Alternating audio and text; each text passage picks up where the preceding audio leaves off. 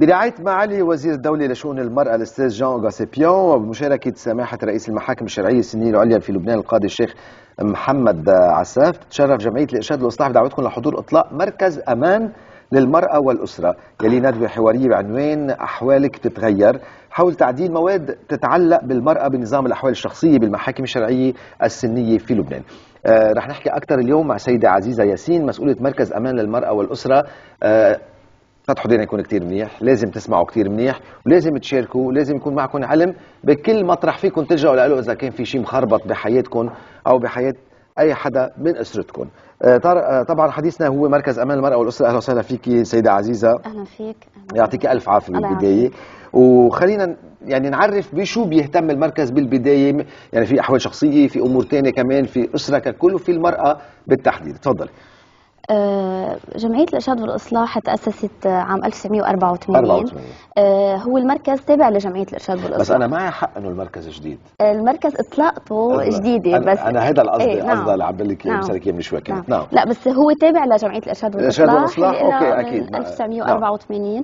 الجمعية موجودة على كافة الأراضي اللبنانية، بيروت، عرمون، طرابلس، عكار، برقاي، العرسال، فاكهة وغيره من المناطق، برجة وكفر شوبة.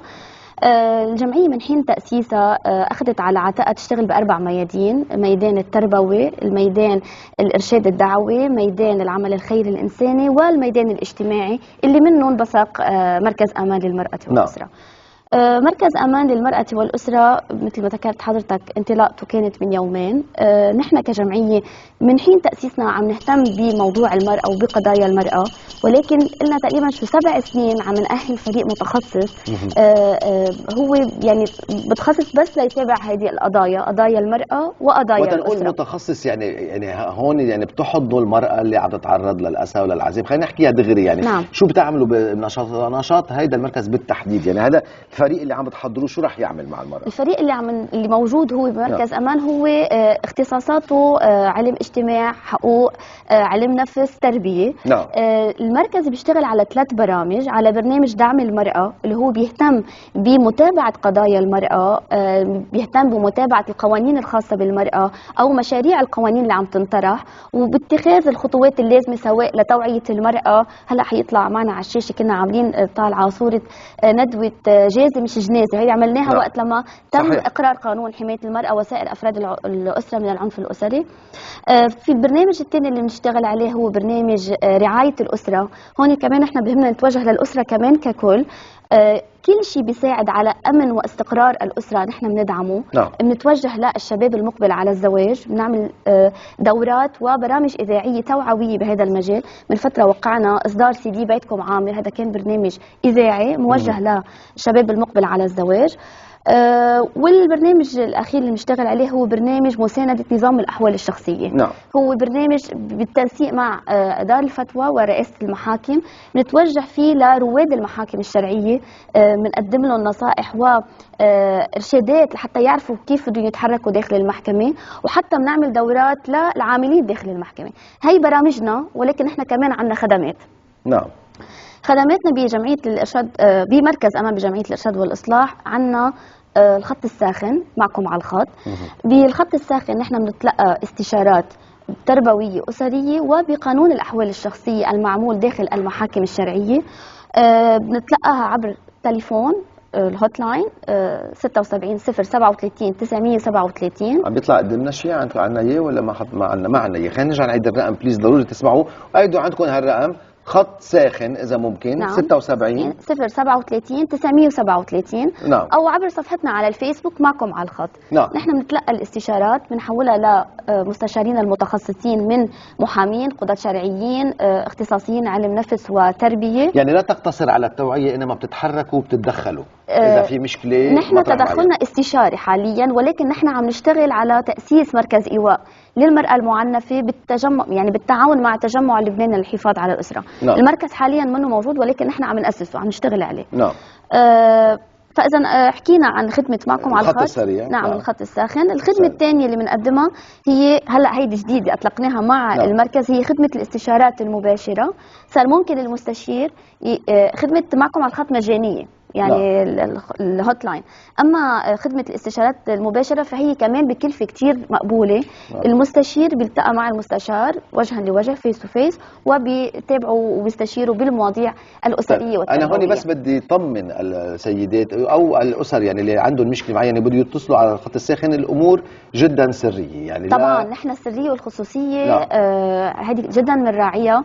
يعني حتى المستشار ما بيعرف مين صاحب السؤال، نحن بنوصل له السؤال، اما الاسم الا اذا وصلت انه يلتقوا مباشره. في ثقه هون، صار في ثقه بالموضوع. يعني هي المقصد انه بهمنا المركز ايواء اللي هو جاي، يعني اللي هو يحتضن طبعا المرأة أو الشخص المعنف داخل العائلة، إن كانت صبية صحيح، بس بده شوية وقت. بتعرف تأسيس مركز بحاجة المكان صار موجود، ولكن بحاجة إلى تأهيل، وبعدين إن شاء الله. طيب التوعية اللي حضرتكم بتقوموا فيها، التوعية على صعيد أسري، يعني مش على صعيد بس للمرأة أو شو لازم تعمل، لازم تعرف حقوقها ولا لازم تروح كمان. هل في تحضير لشباب اللي عم يقدموا على خطوة الزواج، الشباب والصبايا يعني؟ كمان الشاب لازم يكون موجود ويوعى هو وين رايح. صحيح. حتى ما يصير في تعرض فعلا. يعني نحن بنشتغل مش بس علاج، بنشتغل كمان وقايه. يعني نحن بنتوجه للشباب من حين بده يختار شريك او شريكه حياته اللي بده يكفي معه حياته بعلاقه زوجيه، فهون بقى نحن بنتوجه لهم انه كيف ممكن يختاروا هالشريك بطريقه صحيحه ليكون عندهم اسره مستقره وامنه. نعم. تفضلي. بدي بعد عندك نقطة معينة في عندكم هلا النشاط اللي قمتوا فيه راح مرق النشاط اللي حكينا عنه من شوي. نعم. بس قبل ما افوت بالنشاط بقول انه نحن في لنا تعاون كمان مع جمعيات اهلية. نحن مشاركين بالمجلس النسائي اللبناني، في عنا عضو بالهيئة الإدارية عبر الأستاذة فادية سنو، ومشاركين بالتجمع اللبناني للحفاظ على الأسرة. صرتوا لمطرح من مركز النساء اللبناني؟ لأنه كنا عم نتابعكم. مجلس النسائي. مجلس النسائي عفوا. الكوتا. للأسف. بموضوع الندوة من يومين كان عنا ندوة أحوالك بتتغير. كنا عم نحكي عن موضوع تعديل بعض المواد بقانون الأحوال الشخصية الخاصة بالمرأة. كان برعاية معالي وزير الدولة لشؤون المرأة الأستاذ جون أغسابيان، وبمشاركة رئيس المحاكم الشرعية سماحة القاضي محمد عساف، ومثلا بالقاضي الشرعي عبد العزيز الشافعي. كان عنا 3 محاورين. It was a panel discussion.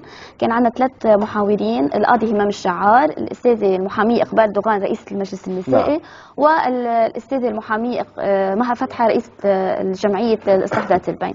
طرحنا بهيدي الندوة إنه أحوالنا الشخصية قابلة للتعديل، ما في شيء خلاص نحط وسكرنا عليه، لا أبدا. خاصة إنه في أمور ما فيها نصوص، في مجال الواحد يعدل عليها. وهون بقى فتنا حوار بين المتحاورين وكمان اللي كانوا عم يحضروا الندوة. كان عن جد الحوار كتير حلو، انه صرنا نشوف شو الامور اللي هي بحاجة الى تعديل. وطلعنا بمجموعة من التوصيات ان شاء الله نحن حنتابع فيها. طيب انا نحكي مباشرة لانه خلص وقتنا تقريبا. بدنا نحكي مباشرة لمين بتتوجهي عزيزة؟ يعني توجهي دغري هلا، شو بتقولي للست، شو بتقولي للطفل، شو بتقولي للعائلة، كيف يتواصلوا معكم، وتوعية صغيرة منك بختام حلقة؟ نحن بهمنا من خلال مركز أمان للمرأة والأسرة أنه نساعد على تأسيس أسر مستقرة وآمنة، ما يكون فيها نوع من التشنجات والتجاذب ما بين المرأة والرجل. ولكن نحن بنفس الوقت بنشوف أنه في حالات فعلا هي بحاجة إلى تدخل وإلى عناية ورعاية. من هون يمكن نحن عم نفوت مع المرأة لندعمها ونساندها.